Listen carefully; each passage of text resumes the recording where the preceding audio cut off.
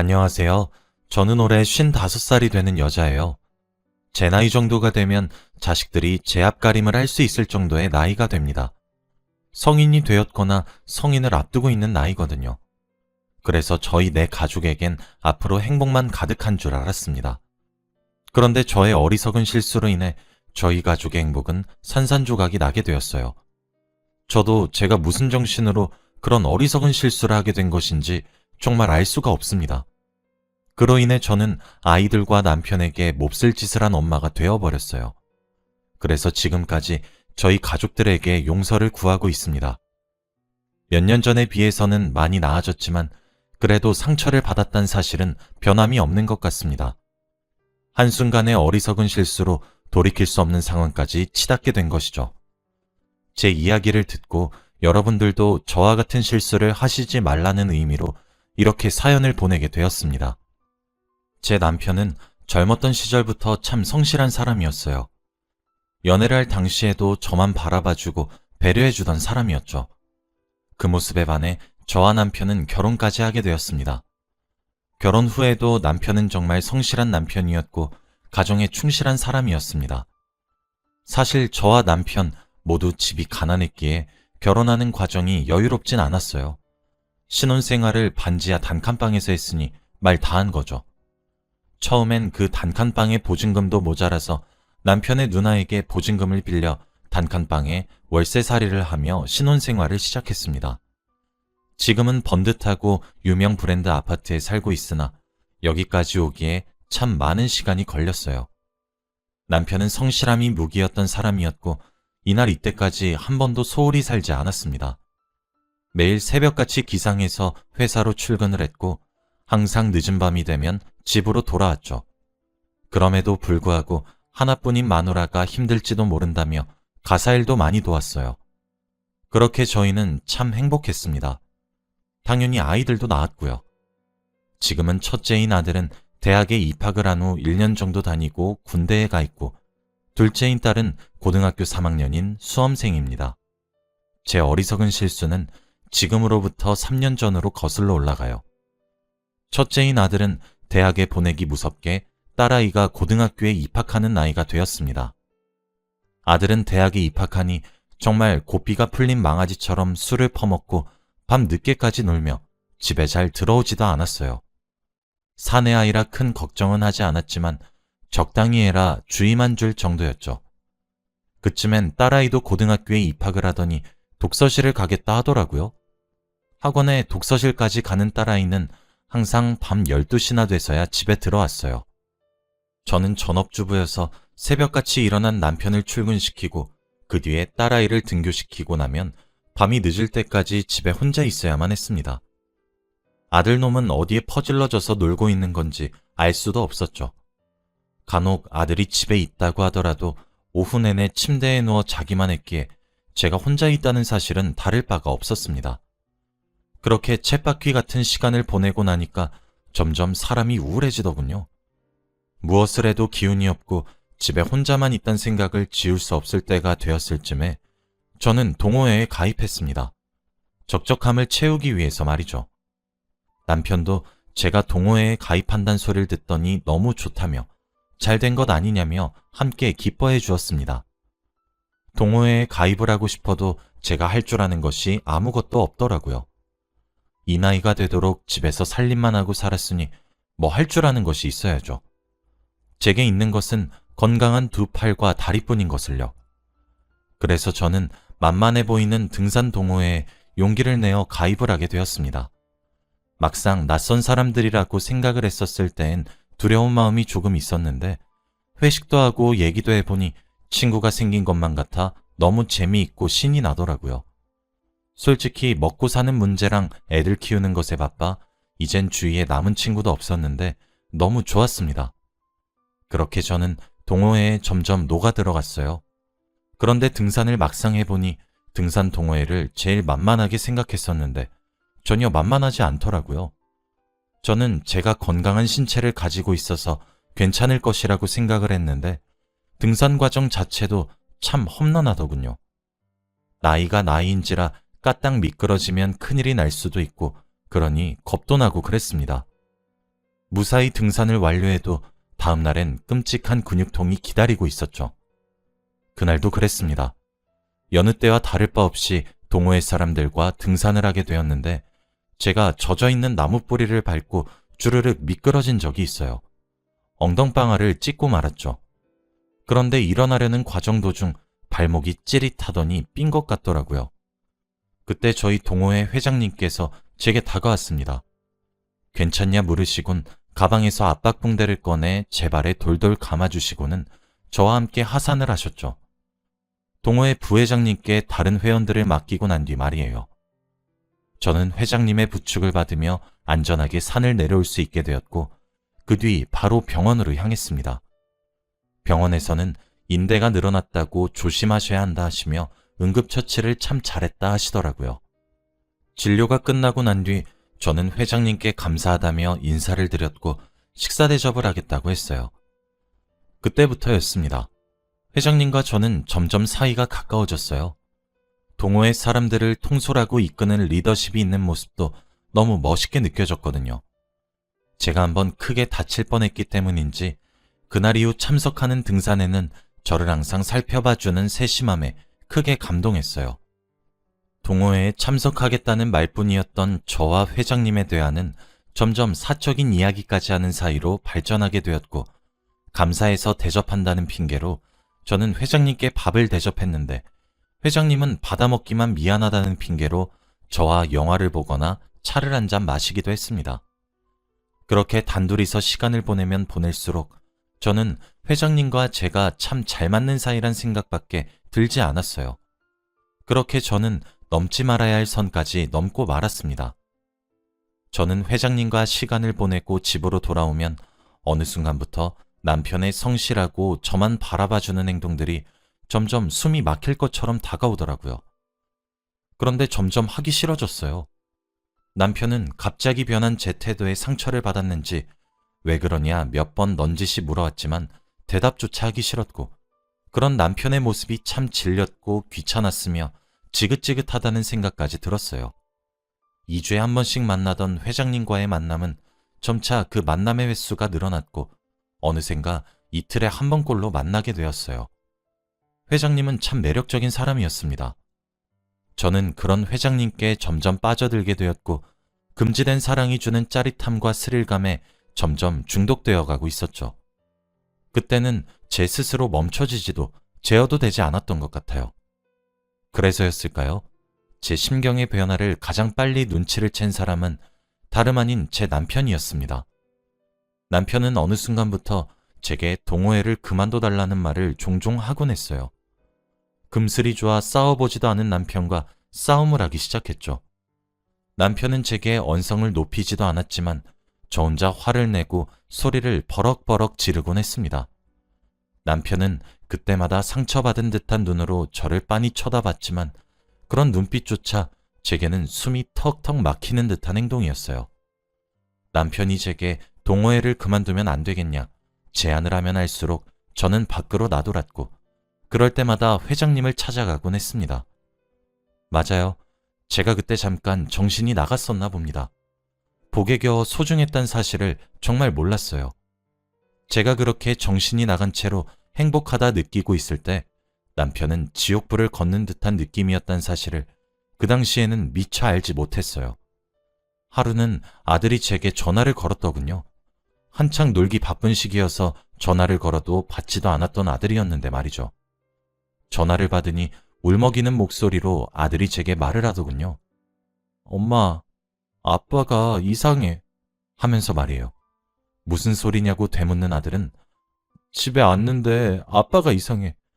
지금 119에 신고해서 곧 있으면 구급대원들이 도착을 한대. 엄마도 바로 병원으로 와. 라고 하더군요. 저는 정말 깜짝 놀랐고 바로 허겁지겁 남편이 실려간 응급실로 찾아갔습니다. 남편은 응급처치를 하고 있었고 의료진들의 손길이 바빠 보였습니다. 옆에서 훌쩍이고 있는 아들을 다그치며 무슨 일이야? 빨리 설명해! 라고 소리를 질렀죠. 아들은 제게 오늘은 집에 들어가야 될 것 같아서 집으로 들어왔는데 아빠가 거실 한가운데 쓰러져 있었어. 아빠 잘못되면 어떡해? 하다가 결국 눈물을 쏟는 겁니다. 정말 심장이 철렁하는 느낌이었습니다. 저는 아들의 손을 꼭 잡으며 남편이 눈을 뜨게 해달라고 하늘에 대고 기도하기 시작했어요. 남편은 위세척을 하면서 괜찮아졌죠. 의사 선생님이 말씀하시기를 만약 조금이라도 병원에 늦게 도착했다면 장담할 수 없었을 거라고 말씀하시더군요. 저는 안도의 한숨을 내쉬며 아들에게 병원에 있으라 말을 하고 집으로 돌아갔어요. 남편과 제 옷가지를 챙기기 위해서 말이죠.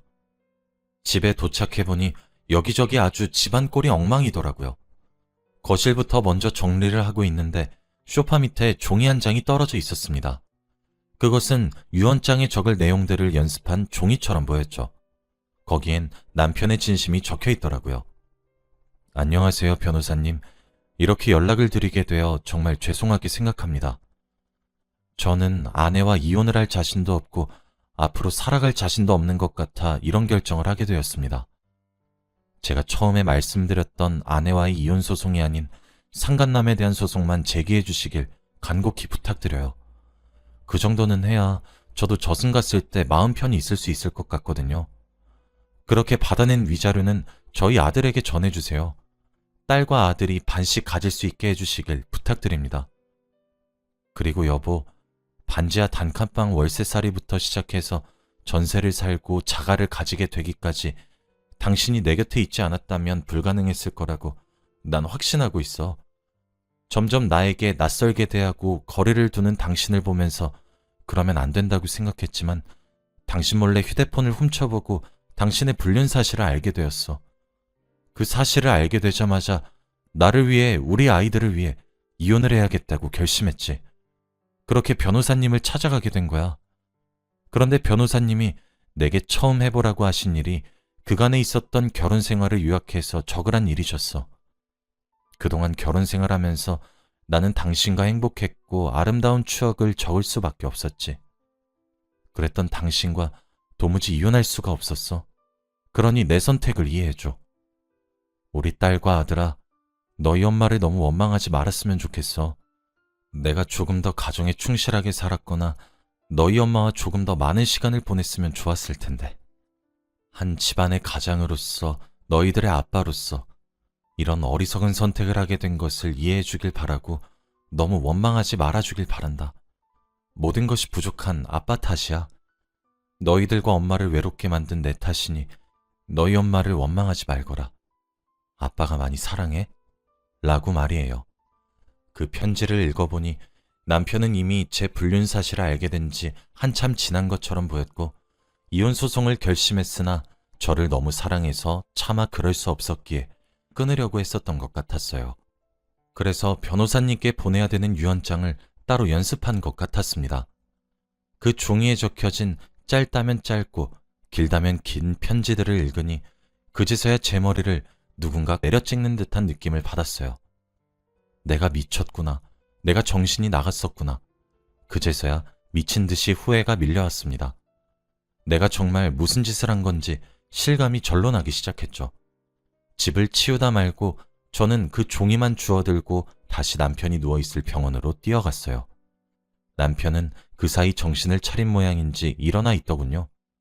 항상 총기가 가득하고 선명하여 반짝반짝 빛이 나던 남편의 두 눈은 생기를 잃은 눈이었습니다. 아들은 어디로 간 것인지 보이지가 않더군요. 저는 남편에게 천천히 다가갔어요. 남편은 제 인기척을 느끼곤 저를 쳐다봤죠. 하지만 두 눈이 잠시 커졌을 뿐 이내 고개를 돌리더군요. 왜 그랬어? 라고 묻는 제 말에 남편은 여전히 묵묵부답이었습니다. 남편은 고개를 돌린 채로 저를 외면하고 있었어요. 저는 남편에게 천천히 다가갔고 남편의 손을 잡은 채로 말했어요.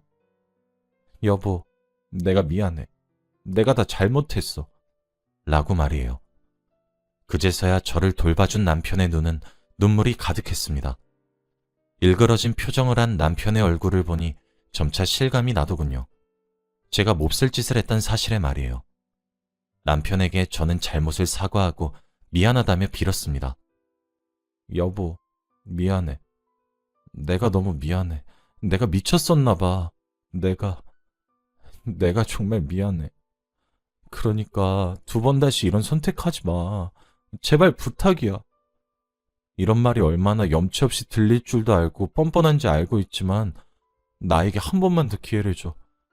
나 당신이 유언장 작성한 거, 연습한 거 봤어. 나 빨리 가정으로 돌아올게. 아니, 이미 돌아왔어.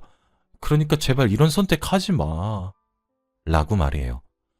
그렇게 남편을 부둥켜 안고 얼마나 울었는지 모르겠습니다. 남편도 저를 마주 안아주더군요. 사실 남편은 그동안 제 불륜 사실을 알고 난 뒤 우울증과 함께 불면증이 심하게 찾아와 정신과를 다니고 있었다고 하더라고요. 남편이 이혼 소송을 의뢰했던 변호사는 제 예상대로 남편의 유언장을 받았더라고요.